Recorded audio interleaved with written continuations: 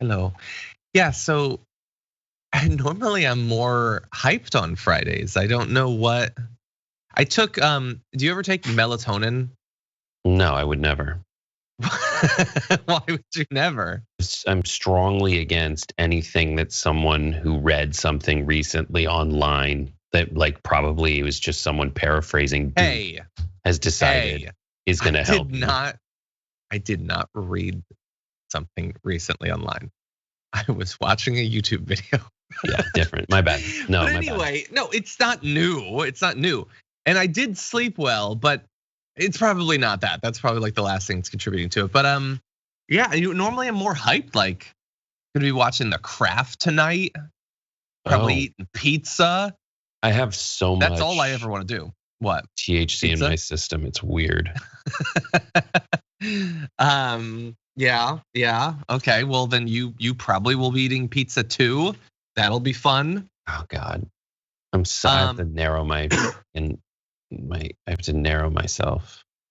Are you doing any kind of dress up for Halloween? How's that going to go for you? No, I'm not. You're not, but we're gonna have more costumes than anybody. That's true. Like normally. My God, I hate what they did to Skype.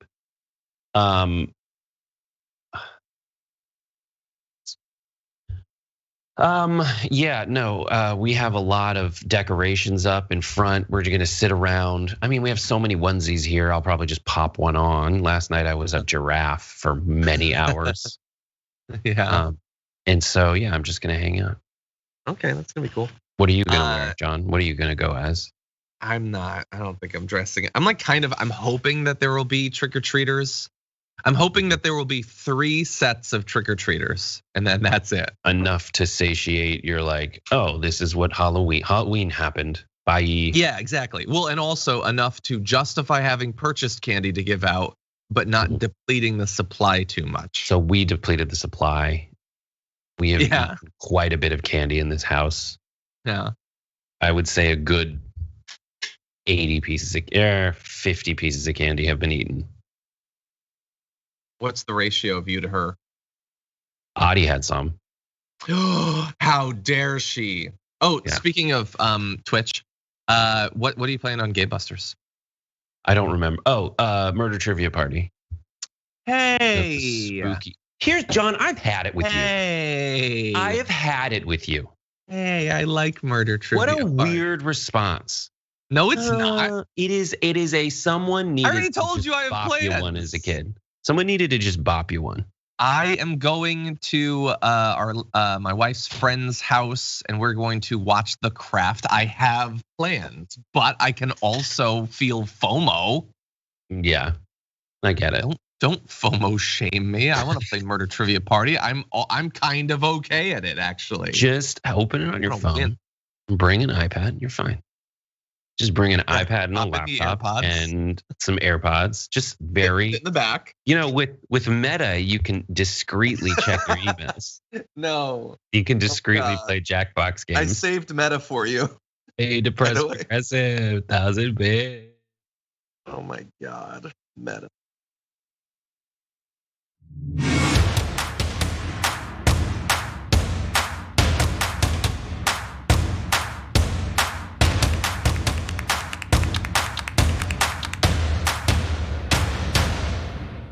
Hello, everybody, and welcome to another episode here at the Damage Report. Big ol' Friday show. We're gonna close out the week with what we do: errands, as in taking out the trash, and welcoming the non-trash, Brett Erlich. How's it going, Brett? Oh, I love errands. I'm your little errand guy. Send me off to do mindless tasks. That's what vacation's been about for me, and I love it. You are now off of your vacation? I'm not gonna do Sunday stream on Sunday. I'm just gonna take every day until Monday to just decompress. It's been crazy not following the news in that I realize there's so many things that I'm happy, like I do care about them, but I'm happy that I'm not like filtering through the news at every waking moment, and that I can catch up on rewatching Entourage, which I've done. Weird use of your time. Although I have watched House like 5 times. Anyway, okay, well then there's so much that you don't know about. I mean, you've been off for 2 weeks. I've been off for 2 weeks. 2 weeks. I have been off for 2 weeks. So you still think that like there's gonna be infrastructure and Facebook is a thing, but neither of those things are true. And so I'm gonna reveal so much truth to you and welcome you back into this dark reality. Thank you for doing that. Usher me back. Usher me across the river Styx. That's all I've ever wanted to do. That's in my Twitter bio. Anyway, we've got a lot over the course of the 90 minutes that we're gonna be talking about. We've got fun with Katie Porter. We've got the media and how they're trying to pin all the nonsense that's going on progressives. We've got Meta, we've got anti-vaxxers. You know what else we have? We have a holiday coming up. That's Halloween, and it's gonna inform my garbage person. But there's a second holiday that you may not know about, and that is the birthday of Sophie, our producer. So when I make vague references to screwing over by producers by not doing content that they've produced, sometimes it's Marissa, especially the videos that she edits, but a lot of the time it's Sophie. Did Sophie edit the Evangelical story? She did, right? I think she did. So we have this story that's been at the bottom of our rundown the whole week. The whole week. It's never made it on. As a birthday present to her, I'm not necessarily gonna do it, but I'm gonna say that it might happen. Happy birthday, Sophie. Happy birthday, Sophie, original LBC. By the way, I do want to say, I know this is Sophie's day, but credit to Marissa for like acting out responses to John off camera, like.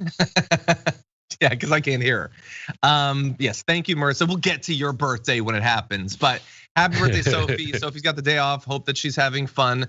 Really hope that she doesn't know that we're wishing her a happy birthday, because that would imply that she's watching the show, and you shouldn't be doing that. But anyway, we'll have her back soon enough. Thank you for everything that you do, Sophie. Okay, she told me she will be watching. Oh, hi. Anyway, okay, so with that, we have a lot that we're gonna be talking about. Feel free to, first of all, hit the like button. Second of all, share the stream. Third of all, if you want to send us comments and stuff, you know what's happening. And we'll have updates for you about what's going on the network a little bit later on. I just want to give you one now, actually. So it's the power panel today. I'm gonna be leading the first hour. Cenk Uygur will be there. That's always what's true. You know what's not always true? That we have an in-studio guest. And you know what's even less likely to be true? That it's gonna be Senator Nina Turner. Me and Cenk and Nina Turner in person. They said it couldn't be done, and for like 2 years it couldn't be. But now it will be, so definitely stay tuned for that. With all that said, Brett, are you ready to talk about some stuff? I'm just so happy I didn't know about the logistics of that. Like, I don't know about the logistics either. Oh, I'm so glad I wasn't here for that. Yeah, exactly. You don't even know who Nina Turner is. You've been gone for so long. Anyway, okay, let's jump into our first of many fun topics to close out the week for you. Congress got to grilling oil executives, and there's great commentary from a number of individuals. We're gonna spotlight a lot of that, but I wanna start with Katie Porter, because Katie Porter, you know what she loves? A good grilling. She's a true American. You know what else she loves? Props. And I love that she loves that. Take a look at this video. We've heard a lot about future plans for investment in renewable energy today. Ms. Watkins, Shell's 2020 annual report called for between $19 and $22 billion in near-term spending. I'm representing that with this container of M&Ms. Each M&M represents about $50 million in spending. Ms. Watkins, how much has Shell said it will spend in the near term on oil, gas, and chemical operations? I think you just said we're going to be spending between $18 and $20 billion this year. That's near term on total spending. How much on oil, gas, and chemical operations? We're going to be spending. Well, according to your annual report, you said you're going to spend 16 to 17 billion for oil, gas, and chemical, with another $3 billion for marketing. How much is Shell spending to spend on renewable energy? This year we'll be spending between $2 and $3 billion. 2 and 3 billion on renewables and energy solutions. In your testimony, you said, quote, meeting the demand for reliable energy while simultaneously addressing climate change is a huge undertaking and one of the defining challenges of our time. Yeah, so it's going to be hard to meet that defining challenge with just a little handful of M&Ms. So I like that as a visual. John, what kind of M&Ms were those? Because if those were peanut butter M&Ms, then we're in a whole new ball game, because that is more moment, like gram for gram, it's packed with more flavor. If those are pretzel M&Ms, those are more valuable M&Ms. So who knows? If I was playing like poker with M&Ms instead of poker chips, I feel like if they were pretzel M&Ms, those would be worth like 500. So I don't know. That would also be a good metaphor if you were grilling an oil executive. Also, there's no way pretzel M&Ms are worth more than peanut butter M&Ms. Let's be clear about that. But I love that as a visual element. I just want a mason jar with a handle full of M&Ms. That just seems like a great idea going into Halloween weekend. They would not last long. John would Muppet eat those. John would Muppet drink that thing. You know how like they just Cookie Monster just like shoves the cookies and they go everywhere. That's how John would drink the stein of M&Ms. He's so great. There'd be no money left over for renewable energy, unfortunately. That said, some of you think, okay, I like the grilling, but I'm not really into the sweets. Well, don't worry, she's got another angle. Take a look at this. Rice were 1 acre, that would be 479 pounds of rice. The American Petroleum Institute even opposed pausing more leasing on our lands. They even sued to stop it because apparently this acreage wasn't enough.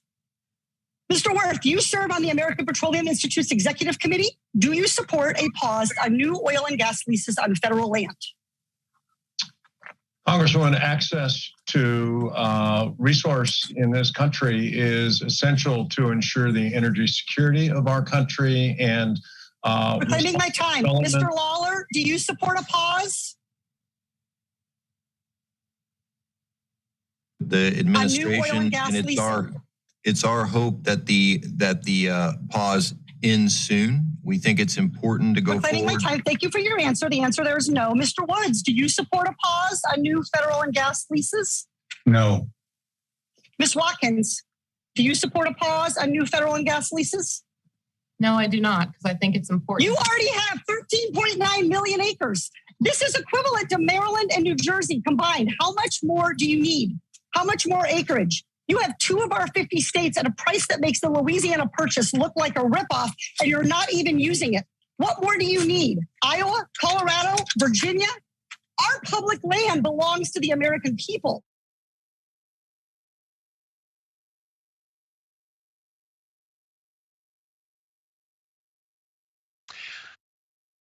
That's pretty strong. I love the references to the Louisiana Purchase. That's pretty good. She's like dumping it out as she's doing it. The most surprising part for me, Brett, was actually that there were a couple of the responses that just said no. They were willing to just say blatantly, no, yeah, we love having 2 states. We would, throw in Colorado. That would be perfectly fine. Why would they be opposed to it? So there was actually a little bit of honesty there that I wouldn't have expected. Yeah, so a couple things when you're looking at the responses from the oil executives. The ones who get mad that they're being asked any questions just really sums up their default setting. Their default setting is 2 things. One, when the ones who just say no are like, I go before Congress and have very frank conversations all the time. I tell them what I want.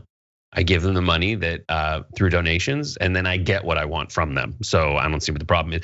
The other thing is they know, their expertise as lobbyists and as CEOs is the boring and the mundane and the inaccessible. So the C-SPAN type boring monotone of those kinds of hearings is their specialty, and they just go and they do it and they check the box, and then while they're in town, maybe they'll go and drop by somebody that they need influence of. They need influence. But Katie Porter has kind of mastered with these things that are kind of like your teacher teaching you a really fun lesson that even though you thought it was corny at the time, in this case, maybe with all the grains of rice, you're like, well, I'm definitely gonna remember it though. Yeah, definitely. Down the line. And some of those CEOs just kind of sauntered into that unknowingly. The one that I just want to point out is the guy who said that we really, access to resource. And when they say that makes me so sad when they say a noun a way you wouldn't say it, which means that that's like their industry talk, where they have and they've decided to message around it and to communicate around it within the industry. They call land resource or gas resource, not resources, the resource, it's resource. And then the other thing they do is talk about our energy security, which is a carefully crafted messaging tool in order to make you think, no, we're not. And then this is where the rubber meets the road on like the Trump populists. We're not confiscating your land for these purposes. That we are creating energy security for generations to come. Never mind that there's now 5.5 earthquakes in Oklahoma because of all of this. We want that resource and it's never enough. They're Hexus from Fern Gully. Yeah, well, to be fair, they said they were providing energy security, not tectonic stability. So I guess they've created a little bit of wiggle room, which goes along well with the fact that the floor is always wiggling now. So anyway, great job there by Katie Porter. The one, if I could just throw a little bit of like, when she does stuff like this, she does a great job. But it is going to lead to copycats from far less clever representatives, especially on the right. And I'm not looking forward to, the rigatoni demonstration by Lauren Boebert or something like that. They're not gonna be good. Anyway, let's jump into some of these others. Representative Ilhan Omar had her chance to talk to the oil executives, and she was pretty clear about what she wanted, actually. Take a look. Donations, with 80% of those donations going to Republicans. In 2020 alone, the industry made $139 million in donations to candidates and committees, of which 84% went to Republicans and mostly climate deniers. It is yet another reason we need to get the fossil fuel money out of our politics. Fossil fuel companies have polluted our air, land, and water for profit, despite knowing the devastating impact it has on our companies. It seems like you all have achieved that victory of leading the public with disinformation. And as one of my colleagues said earlier, I hope that you are ashamed of the future that you contributed for your children and for ours. And I ask all of you to resign. They're not going to do that, unfortunately. But yeah, look, saying stuff like that in theory, pointing out that, for short-term profit, they're absolutely wrecking not just the world, but the world that their descendants will have to inhabit, should have some effect. But at this point, it's much like natural selection. These CEOs have already been through the ringer. They have no human empathy left. They have no shame left. But at the very least, it makes for good moments where the public can be exposed to this and think about the relationship that our government has with fossil fuels, that our society has with fossil fuels, and maybe question it a little bit more. So while she's not gonna get her actual goal, which is them resigning, I like the focus of Ilhan Omar there. Yeah, it's fine. I feel like there's gotta be some more. This is so depressing. You ever like happen across a thought and you're just like, wow, that's sad. That I don't think saying that, it's right, it's true and everything, but I don't think like leaving a bad environment for your children in the future. How sad is it that that's not a very like effective talking point? Yeah. Like it's like, it reminds me of Eddie Izzard when he says like you killed 2 people or whatever, it's like bad. And it's a tragedy, but like you killed 100,000 people. Wow, you must get up very early in the morning. It's just so huge, you can't really wrap your mind around it. That's why I think like specific local stories of contamination and pollution and lack of regulation, and then looking at like something that people can understand on a large scale is the wanting to keep a job until their kids are in college or out of college.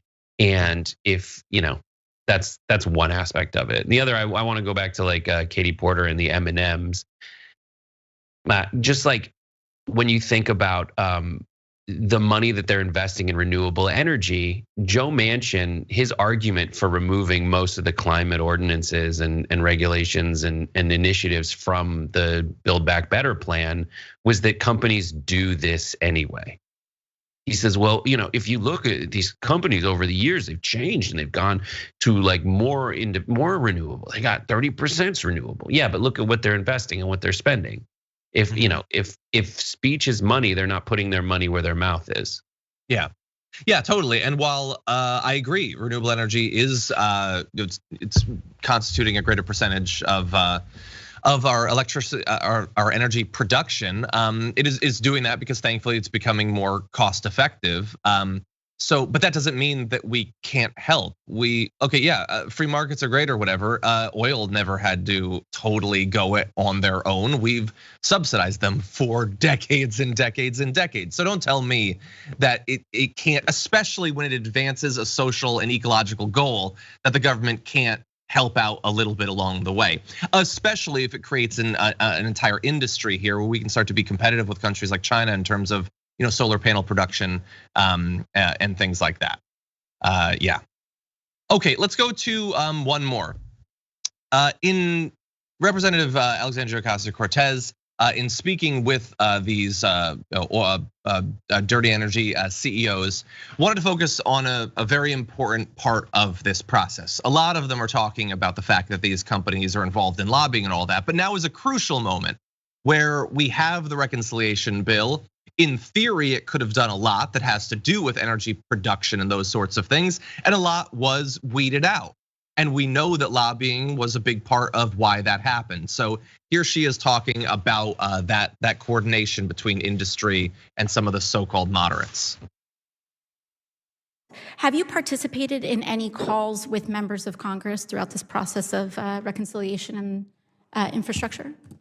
I have. You have. Are political donations ever discussed during your calls with members of Congress?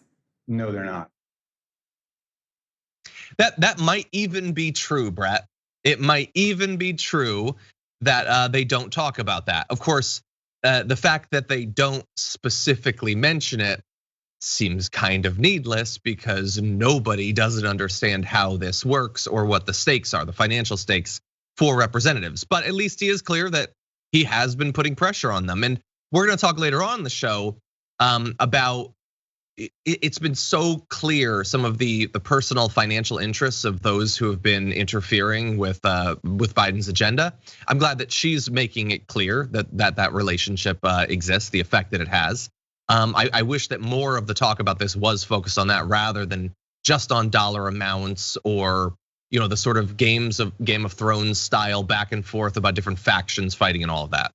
Yeah, I mean, that's Congress's money. That's what it is. It's unfortunate that, right, what you want is to give the kind of, when AOC is talking to this guy, she's really invoking that leaked video where the guy brags about having conversations with Joe Manchin.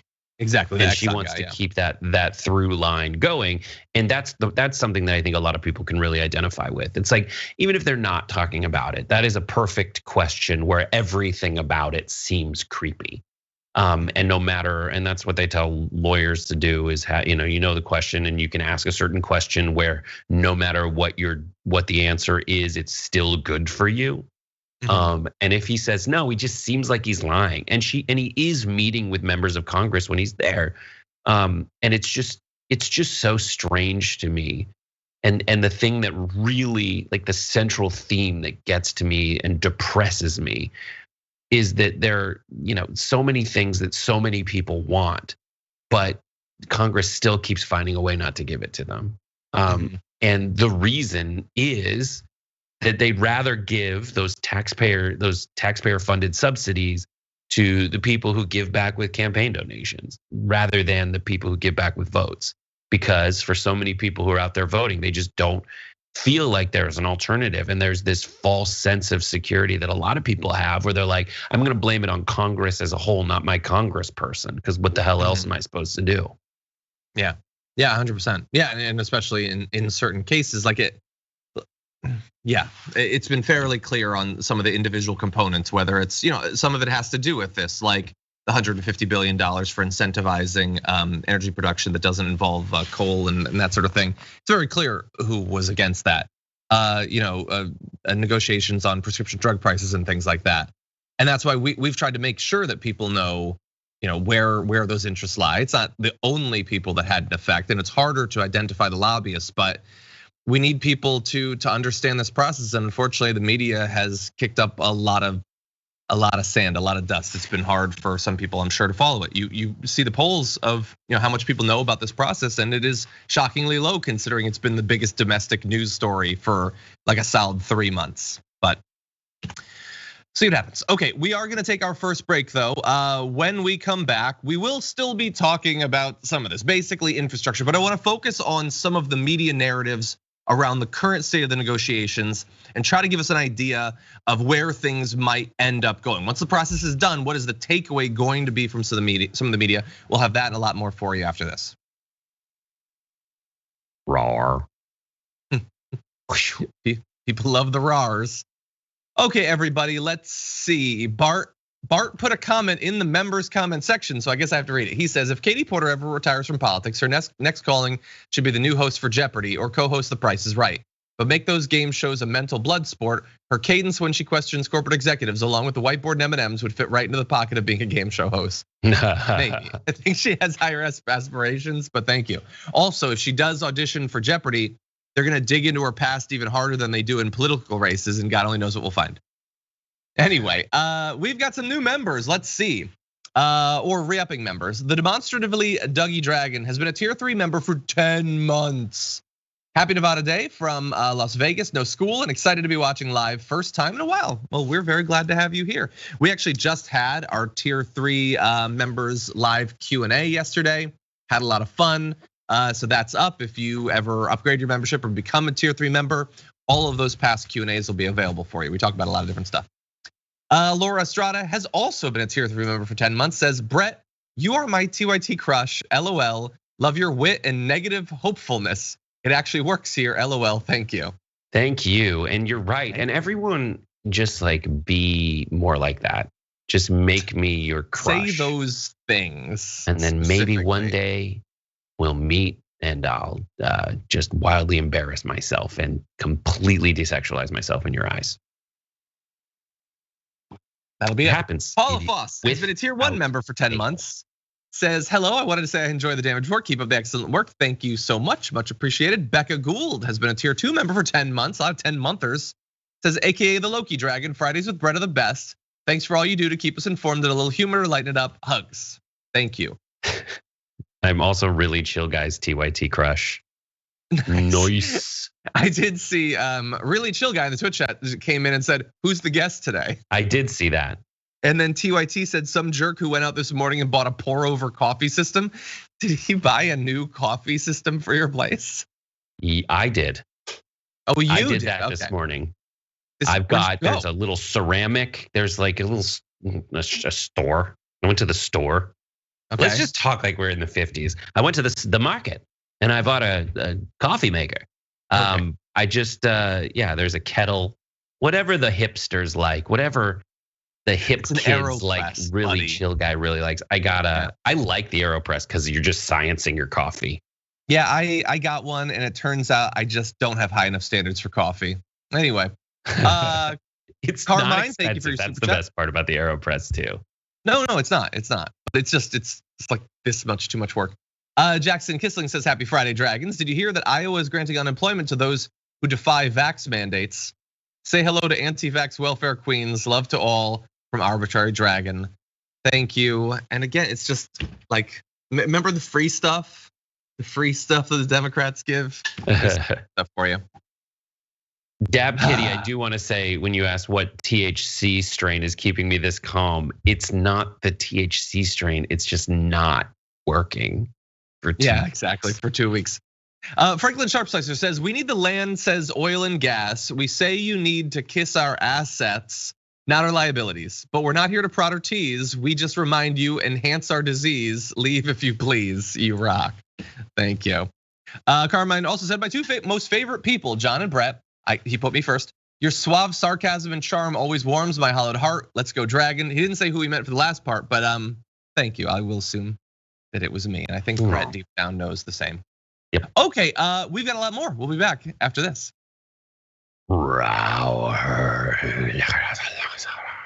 Misa. Okay. Was that Jar Jar at the end there? Anyway, everybody, thank you for being here. I've got a few things I want to let you know through the course of the show, so I'm going to distribute it a little bit. First of all, if and only if you watch this live stream at youtube.com/theyoungturks starting on November 1st, that will no longer be available. The Damage Report will no longer be playing live at The Young Turks. It will be playing live at youtube.com/The Damage Report, and literally everywhere else that it streams will remain the same. So don't worry about that. You just won't be able to watch it at The Young Turks. I know that what you're thinking, it's like a corporate thing. No, I just hate those jerks, and I just won't have my show there anymore. So just go to youtube.com/The Damage Report and subscribe.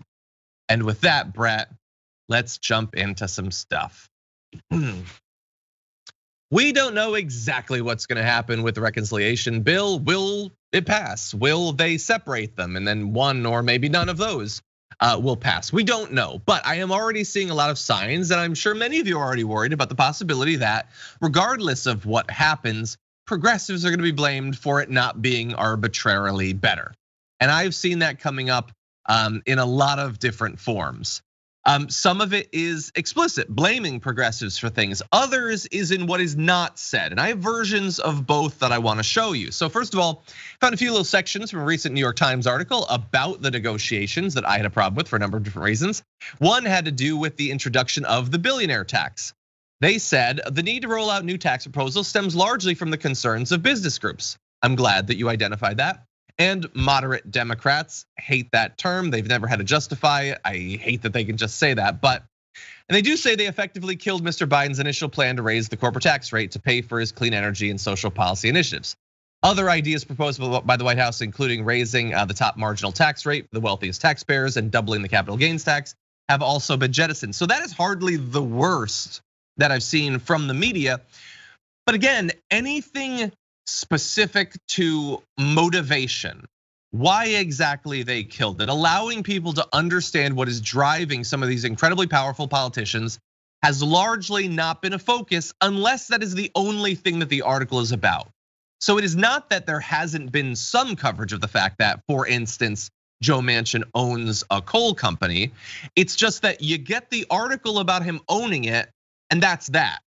For the most part, anything else having to do with him and environmental policy no longer references that.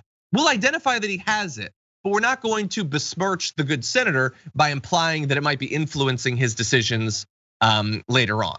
And so I've got other examples I'm going to give, but Brett, what are you thinking so far? I know that you've been out for 2 weeks. You haven't been following this every day. I've been following it.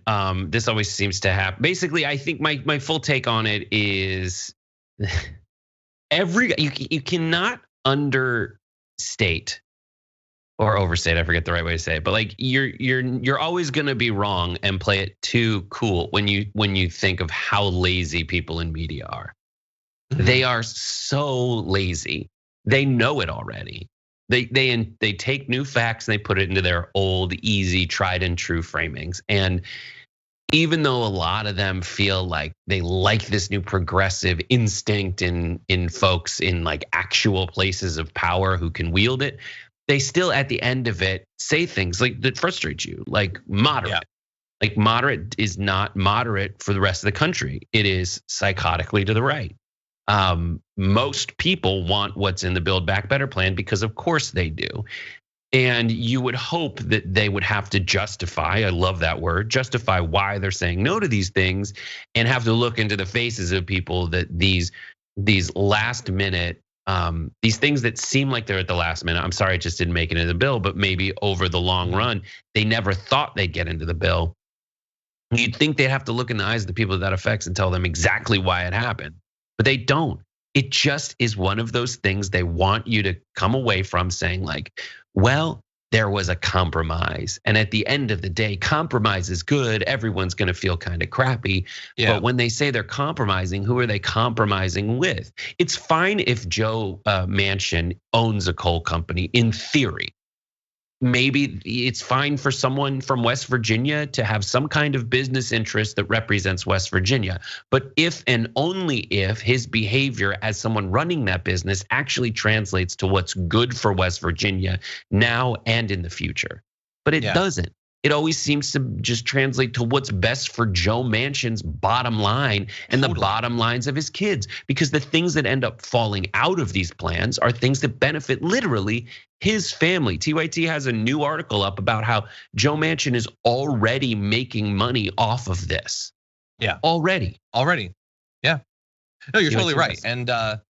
And yeah, like in theory, some of this could represent, but like even with, let's say that he as a coal CEO could represent the coal industry, which I think that is incredibly questionable. Even if you assume that literally everyone who works in coal in the country works in West Virginia, which isn't true, it's just tens of thousands of people. West Virginia has 1.8 million people. It is such a tiny swath of their population. But anyway, I want to get to some more issues that I have with the media. So here is them talking about the tax once again. If enacted, the taxes would likely apply to fewer than 1,000 companies and individuals. That is a good thing to know. I'm glad that they did that. But the breakneck speed at which changes are being considered and crafted is rattling business groups and some powerful Democrats who have expressed concern about the consequences of moving so quickly. So it is not that what they're saying is untrue. They have expressed concerns about the consequences of moving so quickly, but that is not their principal concern. It's not that I'm worried that you're gonna tax us too fast. It's that they're worried they will be taxed at all. They were untaxed wildly fast. Yeah, exactly. This is making it a process thing, a procedure thing. It's not, it's an economic thing. It's a class thing. The powerful Democrats aren't like, well, I'm totally cool with like regulating the hell out of these companies. I just want to take a couple weeks. That's not true at all. That is not what is happening. And so people reading this will come away thinking, well, they seem reasonable. I mean, after all, they just want to pump the brakes a little bit. No, they want to kill it because they never want them to be taxed, literally at all. But yeah, so it is always going to be the case that the people running these companies don't want to pay higher taxes. And they will always present their argument as though it threatens the life of their company. And then they'll say our employees.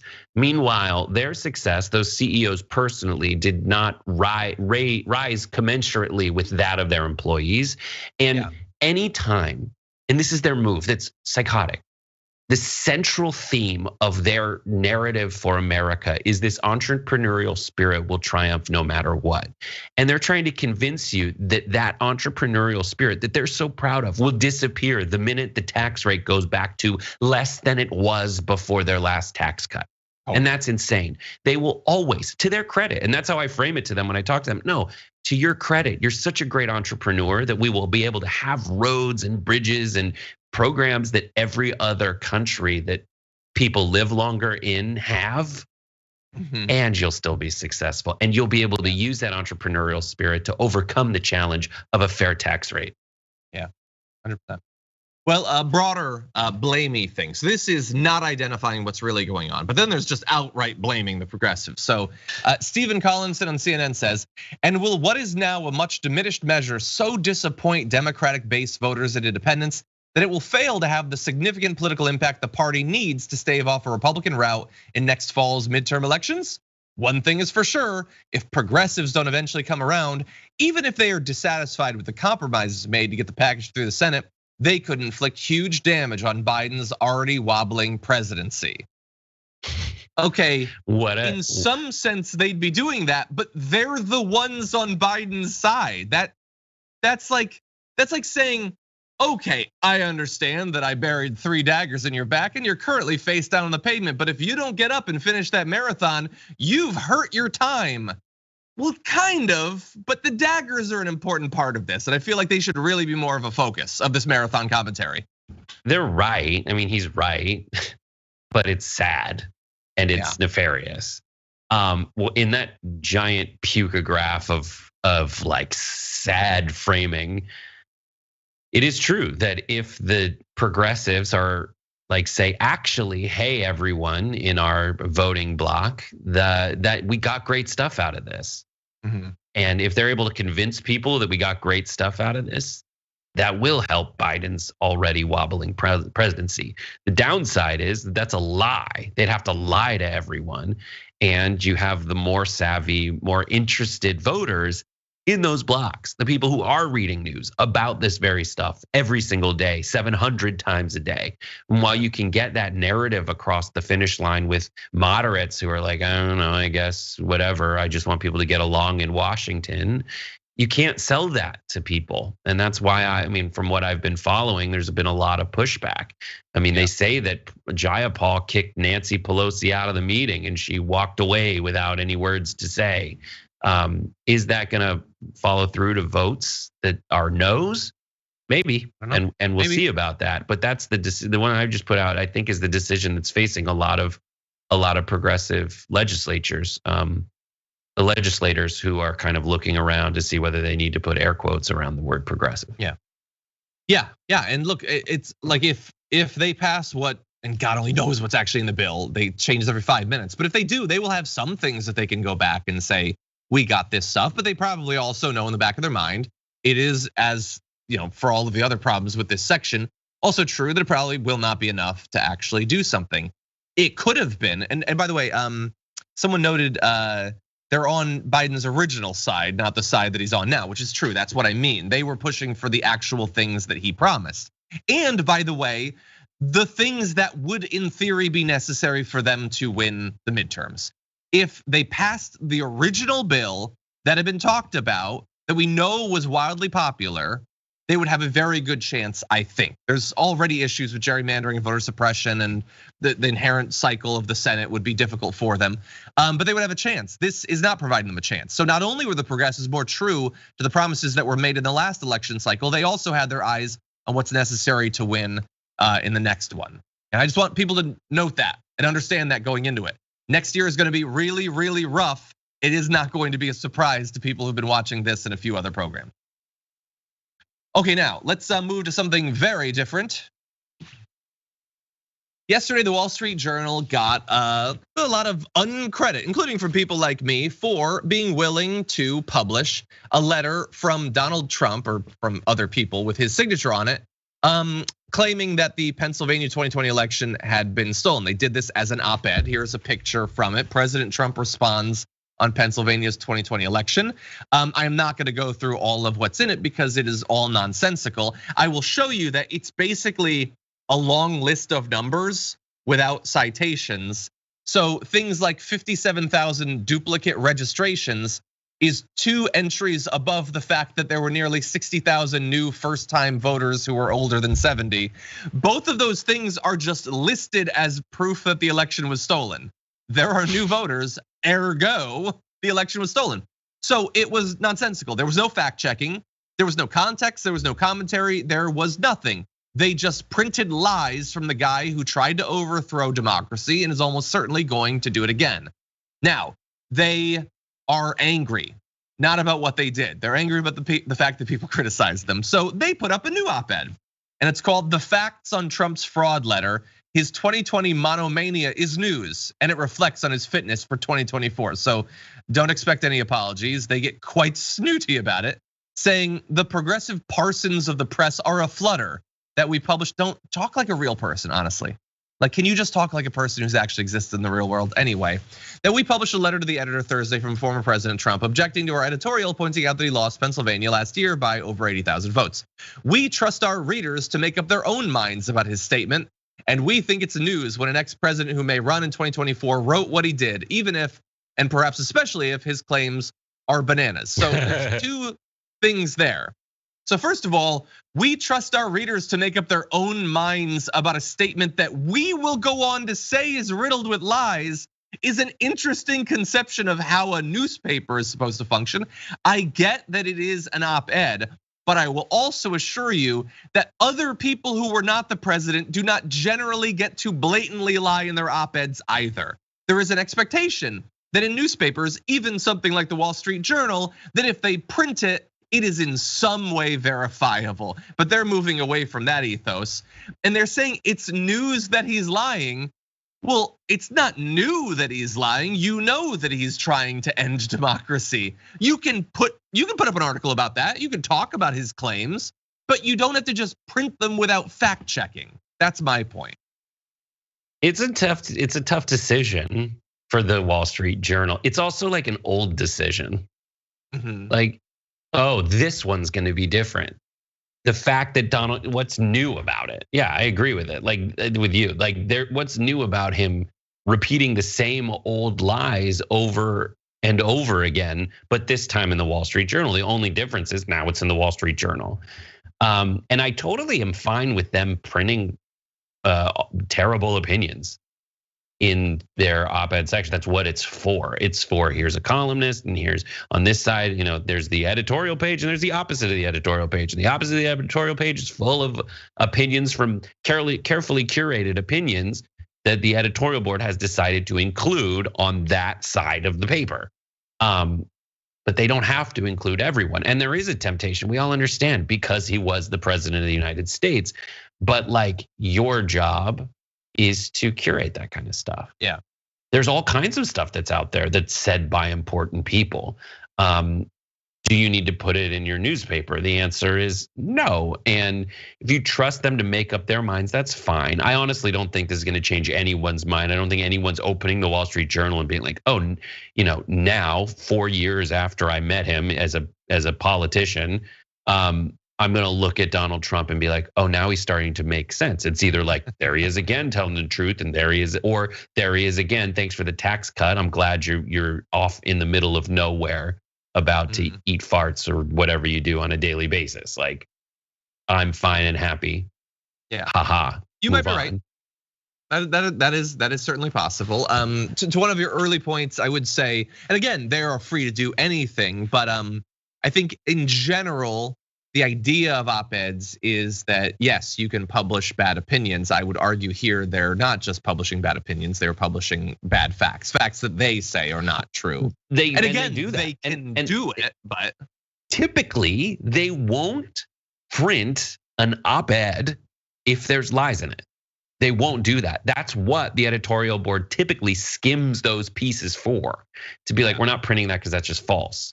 Your opinion, we know the difference between opinions and facts. Your facts have to be accurate. And this is an exception in this case. Now, there's a difference between people who are taking facts and spinning them and misrepresenting them, but there's still facts in there. But his stats are just nonsense and stupidity.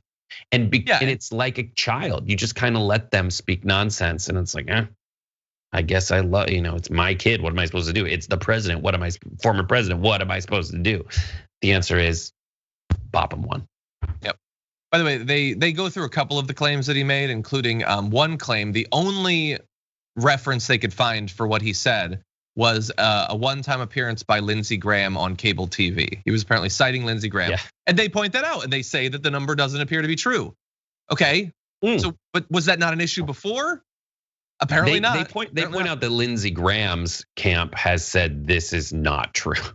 Yeah, exactly. But make it more you need to read the second op-ed to even know that. They go on to say, Mr. Trump is making these claims elsewhere, so we hardly did him a special favor by letting him respond to our editorial. Okay, look, I'm not saying that like being in the Wall Street Journal op-ed section's the best thing ever, but I think you're being a bit too humble. I've heard crazy people yelling stuff on the street. Publishing them in the Wall Street Journal seems like kind of a special favor by comparison. We offer the same courtesy to others we criticize, even when they make allegations we think are false.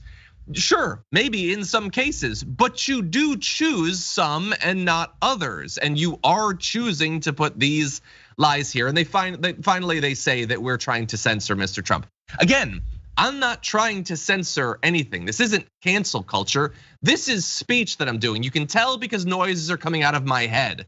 You can publish something and I and others can criticize it in the same way that you wouldn't be freaked out if you had an op-ed by Padma Lakshmi and I was like, hey, that's good.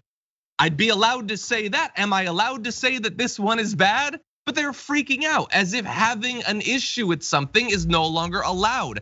I would argue that that is far more emblematic of what you claim cancel culture is than me expressing an opinion about a choice that you made. I didn't tell my viewers to no longer purchase the Wall Street Journal. I didn't pick it outside of their building. I'm pointing out that there's a problem with the fact that the Wall Street Journal thinks that going along with a guy who's on a path towards perhaps overthrowing our elections is just totally cool. It's not a special favor at all. You can do that. It's your business. You can do basically whatever you want, but I can criticize it. That's what I'm saying. I love the idea of like, it just brings to mind all the stupid and lazy, half-assed, frequently contradicting like moves that conservatives have online.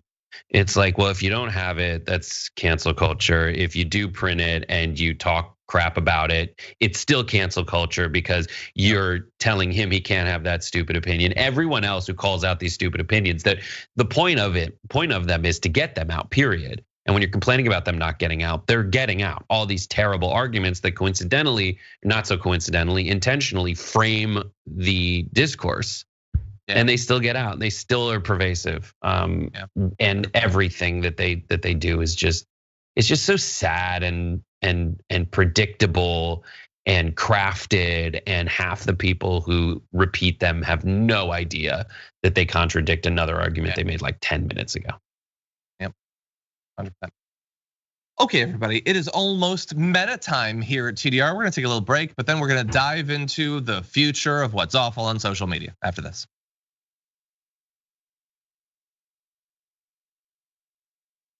Okay, buddy, let's see what's going on. Ted Cruz Wedgie Dragon has been a tier 1 member for 7 months, says, not sure if it's an ASMR thing, but I really enjoy when Brett makes the dragon roar during break.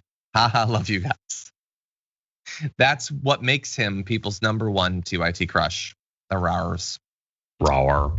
Ewood Mac on Twitch had said, you know she donated that rice or something. Katie Porter is just so wonderful, I'm sure, or gave bags to her staff or something. Okay, let's see. Billy Bear the Bear Dragon says, happy birth-anniversary to John's babysitter. Hey, I don't need a babysitter, but happy birthday, Sophie. Okay, let's see. Grady Baby Dragon says, opening arguments podcast went in about the Rittenhouse judge not really being trash, covered it pretty well. Yeah, I don't make any claims to knowing the entirety of his case history or anything. I've seen some other decisions he's made that seem a little bit hypocritical in light of the decision about the victims thing, but I'm not an expert in that area. I will leave it to that podcast or the Legal Eagle or something. Verena Fraser says, thanks for the warm welcome in my first live chat here.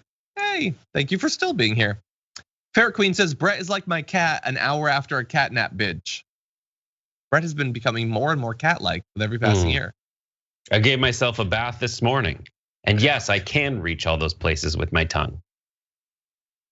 Dragon Slayer Dragon says, kicking up dust, seeing polls in the distance. Does John have Dune on the brain? Not especially. I still haven't seen it yet. I know everyone would probably expect like, oh, John's definitely gonna see Dune. I'm gonna see it, but I don't know. I don't know why I'm not more excited. Flonk Sauce Dragon says, Brett, I find your lack of onesie disturbing. It is nearly Halloween. Wife just people were asking if we would ever do the news in costume for Halloween. We should make that happen at some point, maybe next year. Onesies are a good option because you can like flip down the like animal hood. Ours are all animal. Most of them are animal themed. And then it just looks like you're wearing a hoodie. Yeah. But then you flip it back up and you're a giraffe again. Like you've always wanted to be. The thing about onesies is there is no environment on earth hotter than the inside of a onesie. It's so weird how that works. Anyway, Martin Photo over on Twitch has subscribed for 5 months. Says happy Friday, everyone. I hope everyone is happy and healthy. Thank you. I'm doing okay. Becca wished a happy birthday to Sophie. Got a lot of love out there for Sophie. Also, Postal Wench says love Bart. Hey, it's not Bart's birthday. Get out of here. Do you like his commentary? Icy Vamp subscribed for 9 months. Thank you. Dab Kitty for 10 says, were M&Ms the best choice being slave chocolate? Is that a reference to labor practices around M&M? I actually had not been familiar with that. My guess. Look into that. I love that I have so many instincts I hate, and mine is to hate the person who pointed out that there's slave chocolate. That's the wrong instinct for me to have.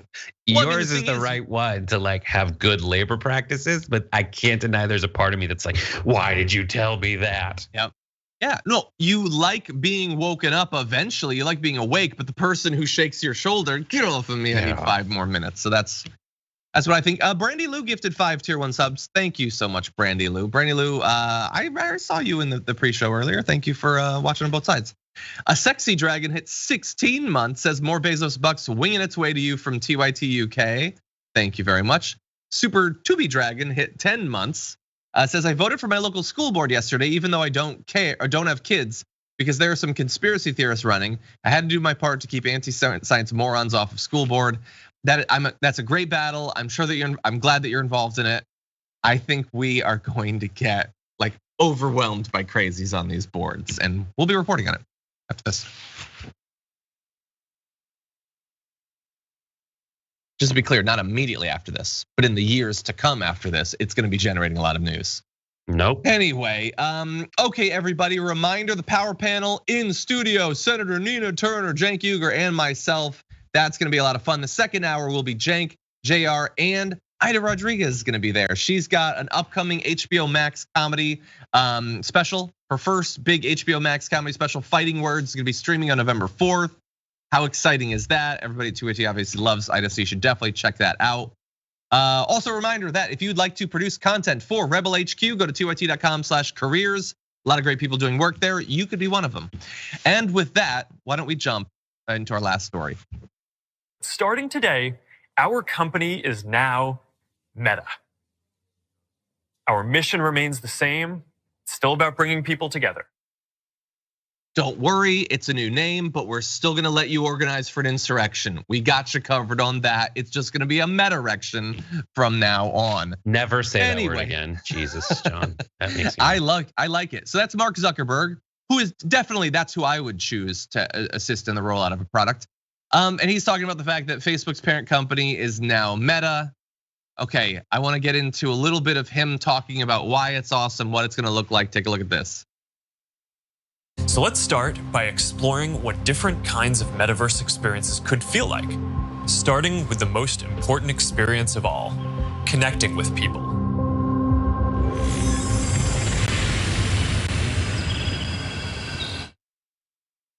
I love that because, and maybe it's an in-joke, but the fact that he's doing his best to pretend to have human emotions and then it drains away and he turns to a blue light.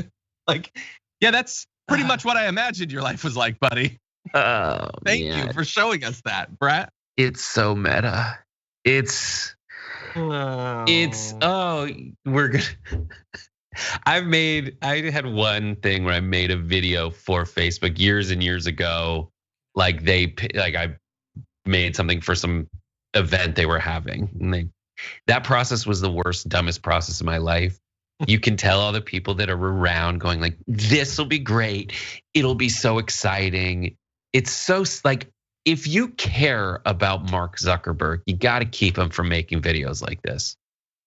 If you give a crap, if he's your friend, if you work with him, you have to keep him out of these videos because they're so bad. They're so sad. Like, I don't know. I read Rainbow's End's a cool movie or a cool book about basically you put contacts in and then you like say, I want all the world to look like medieval times. And then suddenly it does. And that's kind of what they're going for here, where you can change your reality around you, put skins over it. That's like metaverse type stuff. And this seems not like the company made by that upstart in the social network who wanted to make stuff cool, there's no Trent Reznor like cool hacking music behind this. This is this feels like the evil corporation. Yeah, in that movie, he doesn't get that, and that's not a criticism of the aims. Like we haven't even gotten into that yet. This is about making a launch video, which I think is why this is trending more than them changing their name as a concept.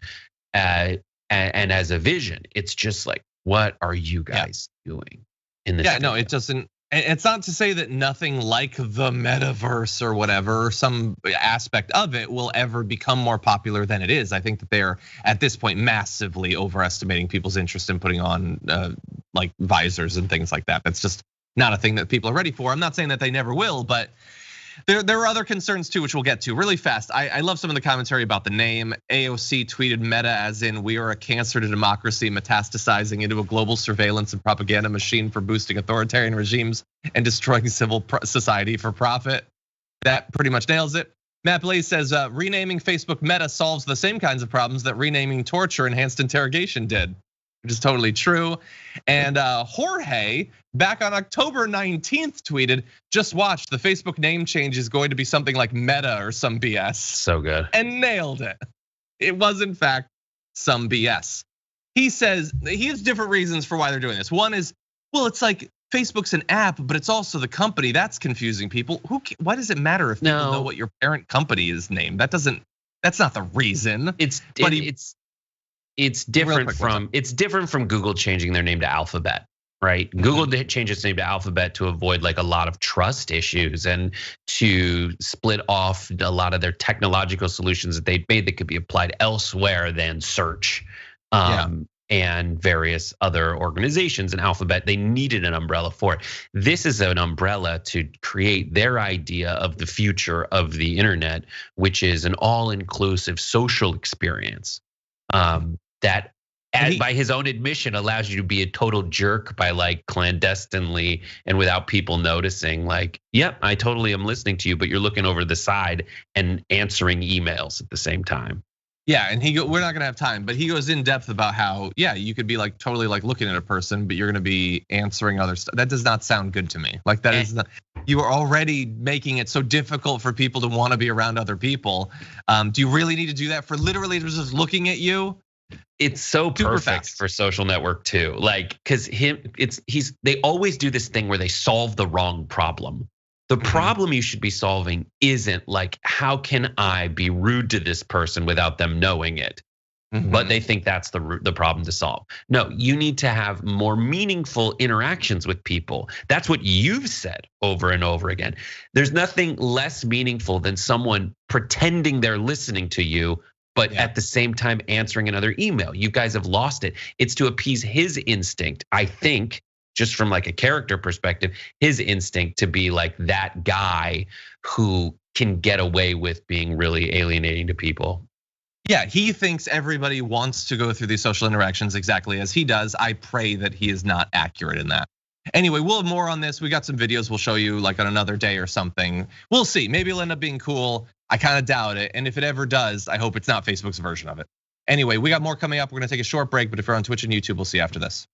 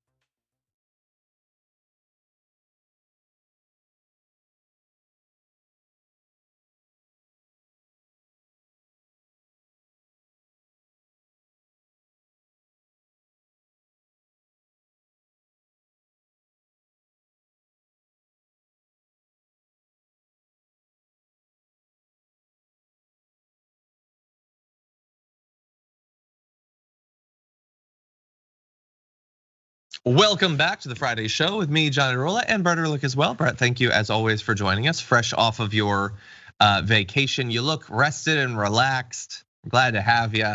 I feel alive, alert, awake, enthusiastic. That is all of those things you feel so much. Well, prepare to feel excited because I want to let you know that coming up right after our show, Indisputable is going to be here with Dr. Rashad Ritchie as well as Wosny Lambre. Travis Nix is going to join for debate. Should be a lot of fun. You can watch on Twitch or at youtube.com/indisputable_TYT. Also, later on today, there's some games that are about to be busted, right? Yep, busting makes me feel good. I sing that wrong. It's like busting makes me feel good because it's from Ghostbusters. What are you playing? We're playing Murder Trivia Party. So everyone can play. If you don't get into the actual game, you can be part of the audience, and the audience can beat our scores individually for those of us who are playing in the game. And it's myself, D. Brookmarks, Adiana Vega, Jordan Yule. Nice. Pretty certain that that's maybe not Adi. Maybe not Adi. I think it's Jordan. And yeah, we're working it out, the logistics. But it'll be fun. I was thinking of Jordan recently. I was watching SNL, and during one of the SNL like Halloween sketches, it was actually a pretty funny sketch. One of the characters did that "busted makes me feel good" thing as one of the punchlines, and I just thought, I don't know for sure if I just imagine that Jordan hates SNL. I just love they did it. That gave me pleasure as a liker of both SNL and Jordan Yule. Anyway, okay. Over on Twitch, Tails420 gifted 5 tier 1 subs. Thank you very much for that. Also resubscribed for the 11th month. Silver Fay Moon hit 7. Thank you. Sarase Shin hit 12 months. Says Fridays are my fave. I'm trying not to get overwhelmed by the news these days, but y'all make it fun. Have a good weekend, Dragon Squad. Thank you, and you too. I hope that you have one. The Bugger 2000 hit 11 months. Says, hey, can't people in Florida sue the governor for making it dangerous for a loved one who died, like civil suit for wrongful death or negligence? That is probably too many steps removed for our justice system, but I can be really angry about it. I can do that. Anyway, what were you about to say? I was just gonna say it's also Adiana Vega's streamiversary, so we'll be celebrating that. That is exciting. Tonight. Happy streamiversary. She will be streaming her streamiversary there as well. It's 1 year. How many songs? That is a lot of songs. That's awesome. Dozens, John. Dozens. Okay, probably at least a couple dozen. Yes. Okay, anyway, let's jump into this next story. Jeff. I just want everybody to know now, I am getting ushered out of here after working 7 years at this place because I don't have an experimental vaccine in my body. Ridiculous. Utterly ridiculous, Jeff. Utterly ridiculous. You're a medical professional and you know the science behind it. There is no science. You can give COVID and get COVID with the vaccine. There's absolutely zero reason to mandate this. I'm on a public easement. This is public property. If you touch me, you will. Surely there will be a lawsuit. Actually, there already will be a lawsuit. You assaulted me over there. You're blocking patient care. I am not blocking anything. You should be a medical professional. I am not blocking anything, sir. Once you leave the facility, you can demonstrate out here as much as you want. I am outside on the free property. I will not leave. I will not leave. So that video is of obviously someone who is very much against the vaccine, despite being a healthcare worker, despite being identified, and you know, who knows? It is identified as a respiratory therapist, so that's just the best person to have no problem with not taking the COVID vaccine. But sure wanted to make a big thing out of it. That the sections that Marissa pulled of that video, that is out of a much longer video of this person eventually being dragged out. There was at one point, I think some people clapped as he left. Look, you know, member of the healthcare field, Brett, we're during a pandemic. I appreciate all of what he did, just would have appreciated a little bit more in terms of accepting the science on vaccines and caring a little bit more about, you know, spreading COVID or not. It's just like, would you like to know more? To take us a line from Starship Troopers. I would like to know more. I would like to know more about this guy, what his actual job is. And if you're a respiratory therapist, I don't know. It's frustrating for me because you talk to any doctor about this stuff and the doctors go like, yes, it reduces your likelihood to get it. It reduces the severity of what's going on in your body, and that's why you should take it. And that's it. Well, and it's not insane for people who work in medical. Like, he can argue all he wants, he can cause a scene, he's gone, he's out. The institution made a decision to create a mandate for their workers. It is a combination of all kinds of things, some good, some just like bottom line risk assessment and like insurance fees from the company. And I'll defend his right to protest it, but like I can also say that like a lot of these people are making this giant issue out of it when it all makes so much sense for people to have a vaccine mandate, especially in the medical practice. Especially there, yeah. That's it. Yeah, and look, the fact that you're recording it and you're posting it and making yourself out to be a victim allows us to, perhaps falsely, read in that there's a motivation beyond just an honest lack of acceptance of the science behind vaccines for many of these people. And you can see it clustered in certain industries. We're gonna go to that in a little bit.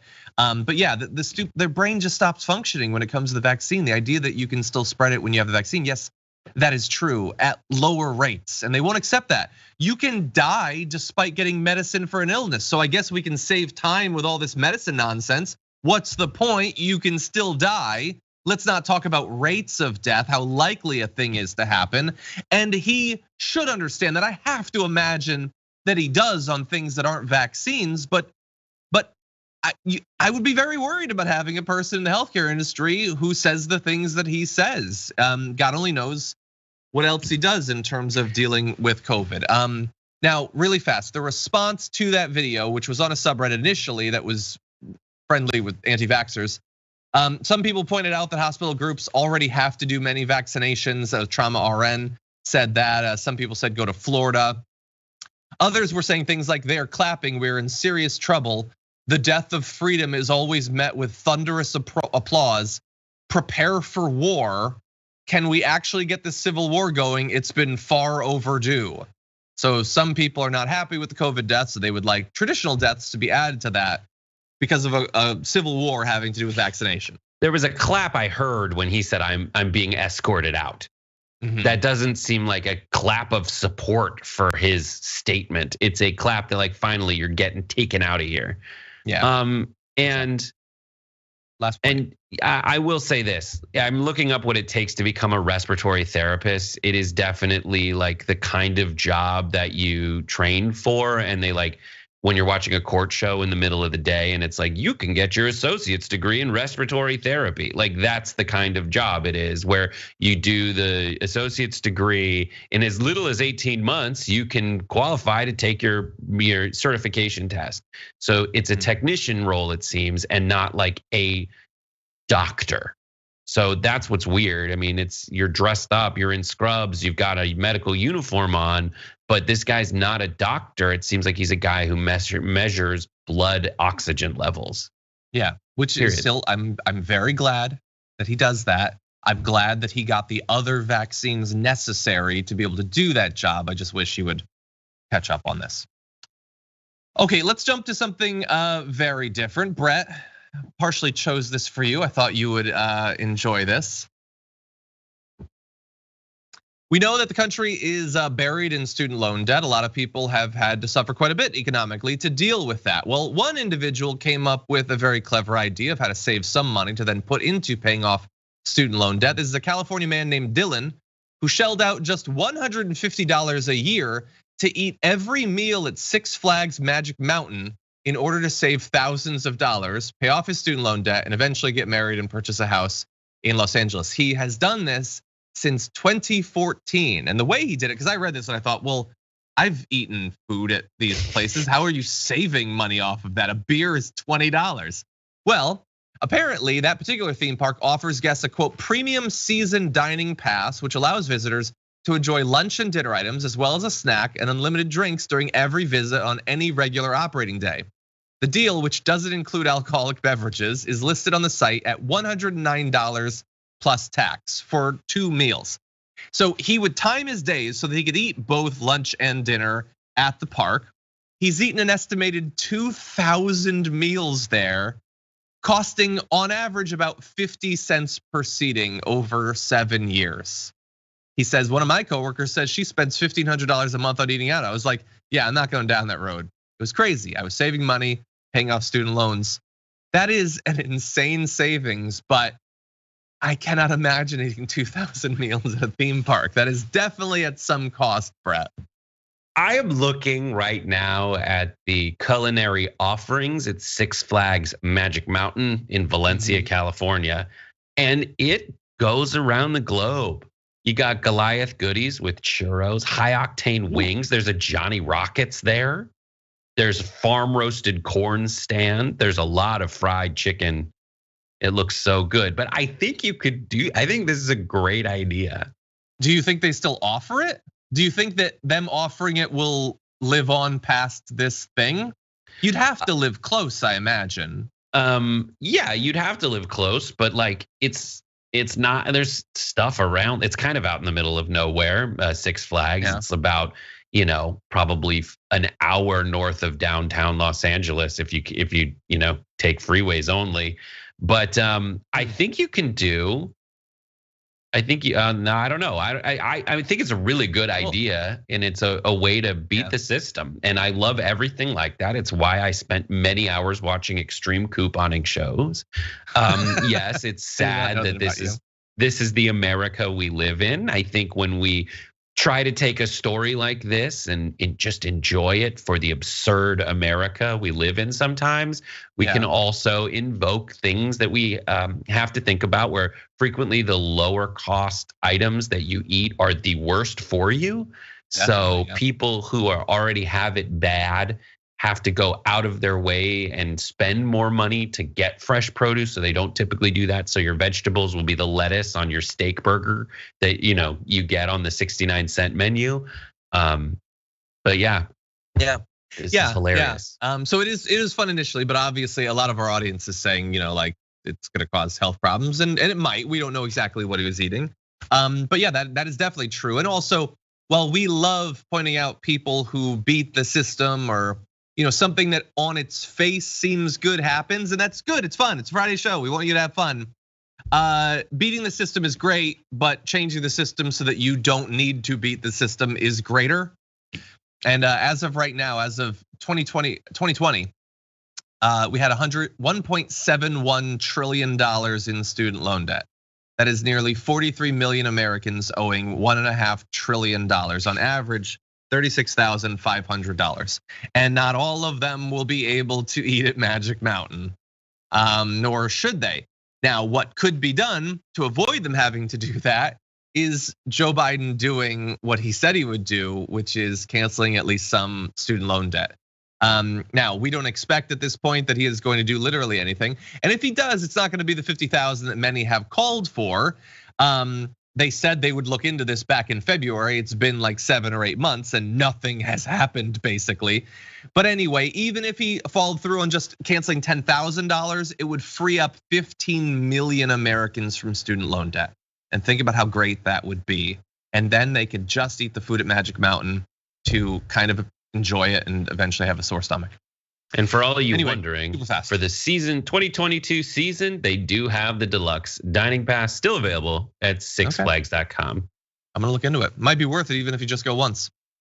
Okay, with that, are we ready to go? We are? You're gonna make sure? No, we're good? We're good, okay, thank you. It's the end of the week, and so it's time to take out the trash.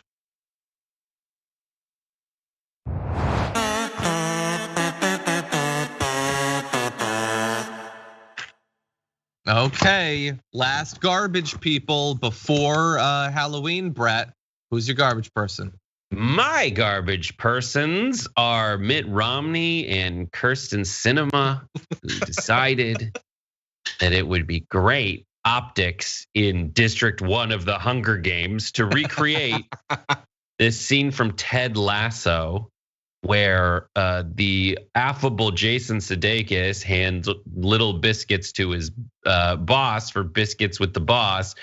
And he, for Halloween, gave biscuits to the boss of the Democratic Party, Kirsten Sinema.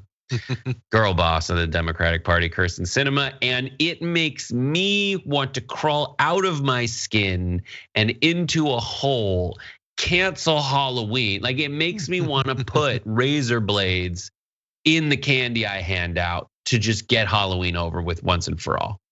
Because in future years, they'll be much more cautious, at least in this area. Yeah, that was almost actually my garbage person. That was like my second choice, actually. Are we the bad guy though? Why? I ask you that. Are we the bad guy because we won't let them just have fun for Halloween? There's a time and a place for this shenanigan, and it's when you do your damn job. Mm-hmm. Like, there's a line in Bull Durham where Crash Davis, the seasoned veteran, is talking to, Ebby Calvin LaLouche, the hothead, like eccentric rookie with a bunch of talent. And he's like, there's fungus on your shower shoes. When you go to the show and you win 20 games in the majors, you can grow the fungus back on your shower shoes and the press will think you're colorful. In the meantime, it makes you a slob. And these guys, until they pass a lot of these initiatives that we are asking them to pass, they can't. And until Kirsten Sinema tells us what the hell she actually wants and doesn't want in a way that actually creates is something that makes sense in terms of an argument from her, she's just a slob. She's got fungus on her shower shoes. She thinks it's cute, but she didn't do the work. Exactly. Yeah, you're totally right. And look, the good thing about something like this happening, well, the bad thing is that I don't like Ted Lasso anymore. The good thing about it happening though is anytime these terrible people invoke something popular in pop culture, I get to like watch and see, are the creators and the actors gonna slam them? I just hope that they do. Like every time Ben Shapiro or Ted Cruz say that they like something, and invariably that creative person's like, go to hell. Yeah. That's what I'm hoping for. That'll make it Schadenfreude. And I hope that happens. Also, never really I like Ted Lasso. I don't like the cookie thing. I don't. It seems weird to me. I can do without. I've never watched Ted Lasso except in my due diligence, watching the scene this is copying before I did this segment. You do the Jason Sudeikis dance in your personal life, and you don't watch him in his greatest work ever. Sorry, John. Okay. Who's your garbage person? My garbage person, actually. My garbage person is also Halloween themed. It is going to be Virginia Warsaw Councilman Farron Hamblin, because he had a costume, and here it is. He said, in honor of my late friend Marcus Pitts, I went out as the legendary Randy Watson tonight. Give it up for my band, Sexual Chocolate. He is a Virginia councilman. He says, folks, I made a post of me dressed like the movie character Randy Watson.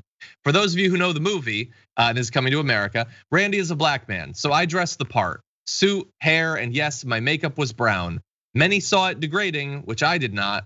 I did it to show my love for the character and the movie, but since I'm white, it's considered by some as offensive to dress as a black person. Again, I don't think that the dress was really the thing that most people had the problem with. But sure, add the dress in as well, Brett. I love when people think that the only reason you can't do blackface is because you're white. And like, what? That's like the person who walks into like, I don't know. There's always a scene in the movie where like there's a sacred like artifact that was used by Jesus and they pick it up and they're like, what? Just, whoa, I can't use it. It's like, well, do a little, just have some respect for something. And as opposed to like a sacred artifact, the legacy of blackface and minstrelsy and degrading of an entire group of people who already had their personal specific cultural identity stolen from them by the slave trade. They don't get to be they don't get to say I'm from Nigeria. They don't get to say I don't, the same way you get to say you're German and Italian. They don't get to do that because they don't know. Yeah. They don't know. And then further essentializing that down to, go watch Bamboozled. It's a good movie by Spike Lee where you get to be, reduced down to sleep and eat, like, so that you can be Randy Watson. If you loved it and you love the tradition from which that, that comedy actually comes, then you would respect it enough not to just believe that it's your costume. Yeah, and if you start putting paint on your face, like it's 2021, and every year there's new people that, what do you mean? There's a problem with this. But anyway, he says in the movie, Eddie Murphy portrayed a white Jewish man and it was funny as hell. I can't speak for the Jewish community. I'm sure some were offended, but Eddie showed his freedom of expression. He never meant any ill harm to the Jewish community. I also do not speak for the Jewish community. Again, there is not, as far as I know, a historic pattern of, I don't even know what you would call it in this case, but the equivalent of blackface for Jewish people. I don't know that that's a thing. I'm entirely possible that I'm missing something, but I think that the historic context is important. Blackface was a thing that lots of white people did to degrade black people for a very, very, very, very long time. And still do, actually. There's a lot of tropes. It's Eddie Murphy. I think you can do there, like people say like, what is it off limits? And I am of the opinion that nothing is off limits if you can pull it off. Now, you're probably guy doing it, Randy Watson, just not funny enough to be able to pull that off. You might have black friends, but you're just not, you're not getting it. You're a grown ass man who is in a position of power. You're supposed to have some kind of respect for the office and not do this stupid crap because you're old enough to know better. It's really, he does a really great like Yiddish accent. Like he's really good. So I have no problem with Eddie Murphy. He disappeared into it. It was really great. I have more problem with white chicks just because of the uncanny valley than I do with Eddie Murphy for doing an amazing Jewish guy. Well, he wants to follow in that same pattern. He says, like Eddie or Dave Chappelle, I don't go around walking on eggshells, worried about hurting someone's feelings, but I never intended for this to be a racist issue. And maybe he didn't, maybe it is just ignorance, but Eddie Murphy doing something in the 80s or Dave Chappelle doing something does not mean that you never have to think about anything you do ever. The best white face that I've ever seen is Eddie Murphy, and it's not on in Coming to America. It's on SNL when he does a bit about I wanted to see what it was like to be white, and when he puts on the whole thing and he learns how to walk with his butt real tight, and he goes and it's like when white people are alone, they give things to each other, and it's ridiculous and insane, and I love it. It's so good. It's an old SNL sketch from when he came back to host. Oh, nice, great. Nice. Yeah. And I don't know Farron Hamlin. I don't know if he did it intending like, I want to make, but I don't know. But that is not the only thing, the only motivation that makes it bad. I get that you would think that, and I'm sure you're hurt or whatever on some level. I would say that your hurt doesn't matter as much as this historic hurt against this entire people. But as ignorance is also a thing that you can try to strive to move past. And what a place of privilege when he has like, well, this happened, but the flip side, he didn't have one. He had to take Jewish people's the same way he had to just take a black guy's thing. Like, why do you need it? Why do you need it? You don't. Stop it. Exactly. Well, that's our garbage people, but what about the community? 36,000 of you voted, and here's what we've got for this week. Coming in at number 5 with 6% of the vote are just right-wingers for their cringy Let's Go Brandon campaign. Oh, come on. That should have been number 1. That is really, really bad. Anyway, at number 4 with 10% of the vote is the Florida Surgeon General for not wearing a mask around the immunocompromised. At number 3 with 16% of the vote is Elon Musk for criticizing taxes as his net worth soars. Number 2 with 26% of the vote is Ted Cruz for defending the use of Nazi salutes. That was a funny one. And at number 1, the garbage person of the week with 43% of the vote is Trump Jr. for selling shirts mocking the Alec Baldwin shooting. All garbage. There was a lot of garbage. I think that the judge for the victim thing should have been on there, but some of those were great. I disagree. I think out of those, it should be the Let's Go Brandon people. But thank you to everybody who voted. And thank you to Brett for being on the show. To see John's take on how this community garbage person vote was stolen, check the Wall Street Journal this weekend when he has a full page op-ed about voter irregularity in the community tab. Thank you. It was nice of them. It wasn't like a special favor or anything, but it was nice of them to publish me. Anyway, Brett, thank you. Everybody can watch Brett later on Game Busters, a little bit of murder trivia. And thank you, Brett. Have a good one. You too. Thank you, everybody. Watch the first hour of the Young Turks. Nina Turner is going to be in here in the flesh with Cenk Uygur and with myself. It's going to be a lot of fun. But until then, stay safe out there. Stay sane out there. I'll see you soon.